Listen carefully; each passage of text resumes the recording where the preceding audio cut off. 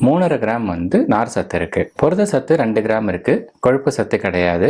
100 gram வெண்டைக்காய் சாப்பிட்றதுனால நம்ம உடம்புக்கு 30 கிலோ கலோரிகள் கிடைக்கும். இது மட்டும் இல்லாம சோடியம், பொட்டாசியம், கால்சியம், மேங்கனீஸ் மாதிரியான தாது உப்புகளும், vitamin C, vitamin B6, folic acid இது மாதிரியான வைட்டமின்களும் வந்து வெண்டைக்காயில நிறைய இருக்கு.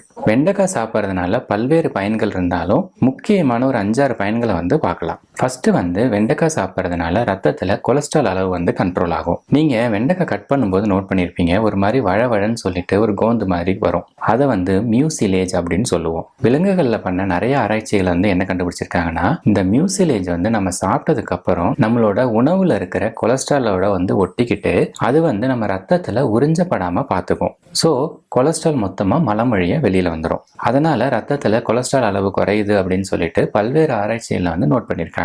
இந்த மியூசிலேஜ் அப்படின்றது வந்து ஒரு வகையான நார் சத்து. அது வந்து பச்சையா சாப்பிட்டா மட்டும் இல்ல, நீங்க வந்து